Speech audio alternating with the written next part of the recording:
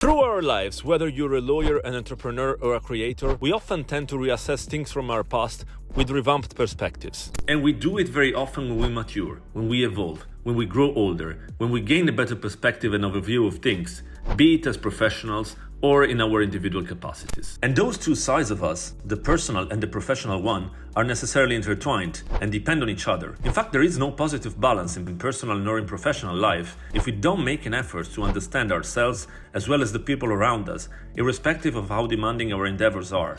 And I'm sure that you also happen to speak to yourself about how you should have acted had you had a broader perspective of things of life, a perspective which you maybe managed to acquire only later in your journey. And it certainly happened to me in my journey as a lawyer, and, well, I realized that I would have probably reconsidered my approach to many things in my life had I had a better perspective. But anyway, hi everyone, my name is Federich, I'm an international lawyer based in Brussels, Belgium, and my goal on YouTube is to provide the value and the learnings that I gained in my journey to at least one person per video. So, hoping to be of help to someone who's taking a similar path to the one I did, in this video I want to share the 7 pieces of advice I would give to my younger self as a lawyer. Check it out. Okay, so the first piece of advice I would feel like sharing with my younger self as a lawyer is to prioritize work-life balance. Many times in my professional life, I underestimated the consequences of a highly stressful life.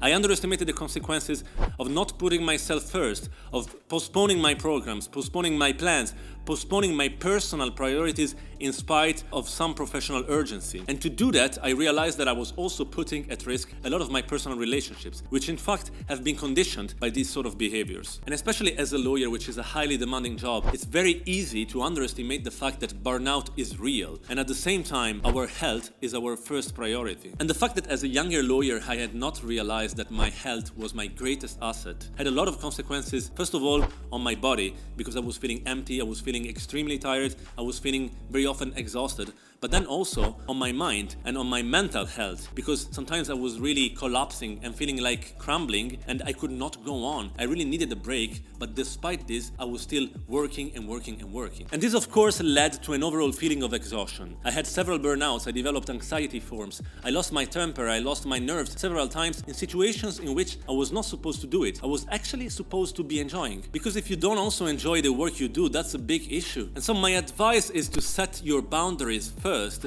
and protect time for yourself and for your personal growth. And overall, protect time for your healthy relationships. Because remember, there will always be colleagues, bosses, or superiors who will complain, who will tell you that what you're doing is not enough, who will make you feel guilty. But in the end, you have to be happy with yourself. And those people who are blaming you, who are criticizing you, who are making you feel guilty, they're also fighting their own battle. And maybe they don't understand it yet. Maybe there's a fight within them and they still have to realize and come out of that fight. So enjoy your time off, enjoy your friends, enjoy your healthy relationships, enjoy your gatherings, because that time will never come back. And the second tip of advice I would like to give is cultivate relationships, not just expertise. And this point is very much linked to the previous point. In fact, it's very much important to cultivate healthy relationships and to develop a good network in your working environment, especially when you're working to become a lawyer or to grow your lawyer expertise. And as a young lawyer, you can make the mistake, as I did, to think that in order to become better and better, you have to study and study and study and get to know more and more and more. But that is not the case. You have to build solid relationships. You have to be appreciated by other people.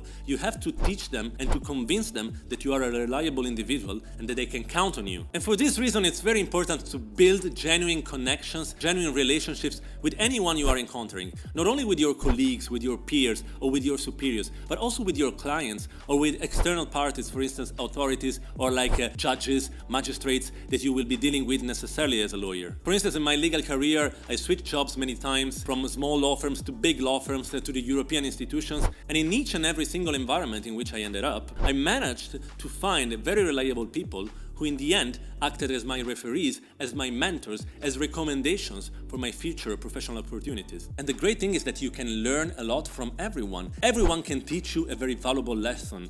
You can learn different perspectives from each and every single one of these individuals.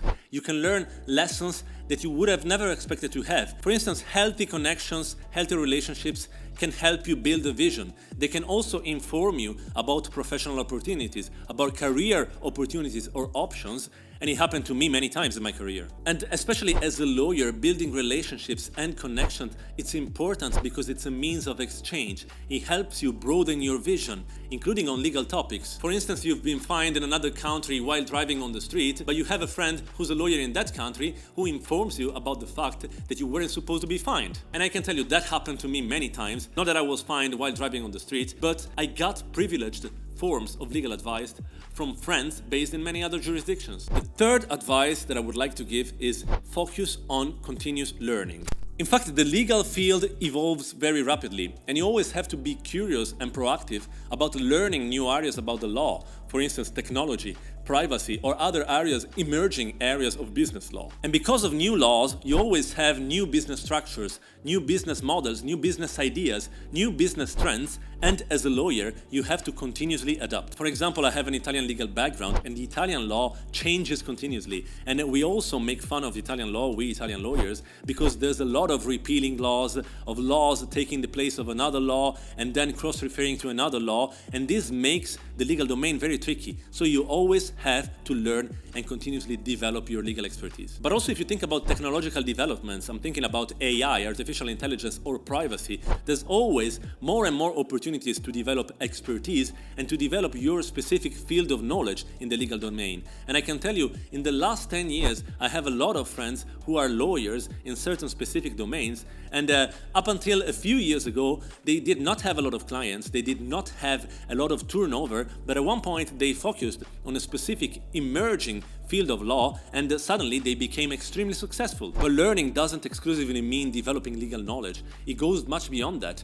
It goes in the direction of developing, for instance, negotiation skills, communication skills, public speaking skills. And many times, the time you're investing into learning, into having a new skill, is much better invested than billing to other clients or like having more billable hours, which in the end give you a higher bonus, but which don't give you much more than that. For instance, I'm thinking about tools like Excel, PowerPoint, having strong presentation skills, publicly speaking in events or conferences. All those things, they can bring you a lot as a lawyer. Now, the third tip I would like to give is ask questions without fear. And it's okay not to know everything, especially when you're a young lawyer or when you're at the start of your legal career. And maybe because I have an Italian legal background, I tend to think in this way that you're not supposed to ask a lot. But in fact, when I went to the UK, when I moved to the UK for study reason, and then I worked also in a UK-oriented professional environment, I understood the importance of speaking up, of participating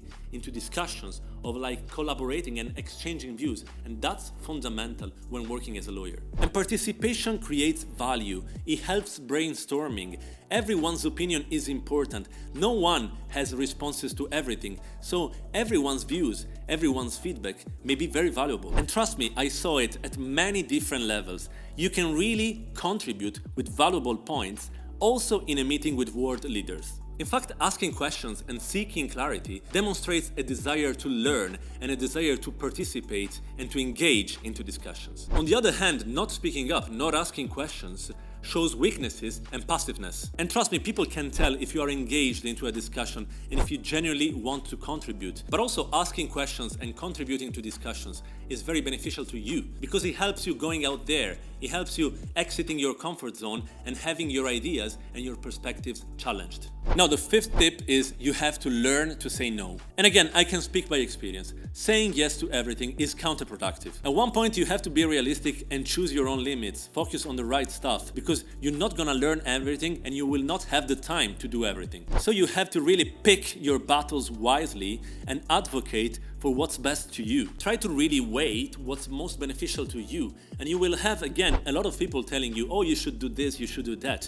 But you are the judge for yourself. You know the direction you want to take, and you have to choose. And again, lawyers' environments can be very manipulative, so pay a lot of attention because people may try to argue in this or that way, but you really have to make a step back and try to understand if those people are really speaking to you openly and genuinely, or if they're doing it for their own interest. So the question I would ask myself is, are you earning or are you learning because of this specific case, out of this specific situation? Does that specific work make you grow? If it doesn't, then focus on something else or do your best to do so. The sixth tip I would give to my younger self as a lawyer is to develop emotional intelligence. And again, here I have to go back to what I mentioned previously. The law is not only about studying and getting to know more and more legal stuff. It's also about developing emotional intelligence and having common sense. You will have to learn to read emotions, to manage conflict, to empathize with people, and people will have to rely on you because of your emotional skills. So every time you relate to someone else as a lawyer, try and understand what type of person they are. Try to understand their character. Be them your superiors, judges, clients, or peers, whatever. Try and understand what moves them and what type of thinking goes through their minds. And if you don't manage to understand them at first, just jump into the arena and take the risk. You will little by little understand them, you will learn to act accordingly, and you will learn to behave in the best possible way according to their specific character. And in the end, you will understand that people will get back to you emotionally, they will connect to you, and finally, you will be rewarded. Now the seventh and possibly the most important tip I would give to my younger self as a lawyer is to stay true to your values. And through my many years spent across multiple organizations as an international lawyer, I understood that integrity is your best currency as a lawyer. So my advice would be to keep being authentic. Don't conform yourself to the standards, and I can make you many examples in this respect. But first and foremost, you have to make choices that align with your principles. For instance, you will have to feel free to disagree if you think that's the case, and you have to feel free to say it out, to express it to others, and people, they will little by little understand, and you will feel better, because if you keep it inside, it will hurt at one point. You don't have to compromise yourself by chasing a status, a pay rise, a financial compensation, because life at one point will present you the bill. So these were the 7 tips I would give to my younger self as a lawyer, but I would like to hear from you. What type of tips, what type of advice would you give to your younger self? Also, if you want to consider the 7 steps I took to become an international lawyer, you may want to consider this video here. And if you enjoyed this video, please like, comment, and subscribe to the channel. I would very much appreciate, and it will help me a lot in my YouTube journey. To the next one. Peace.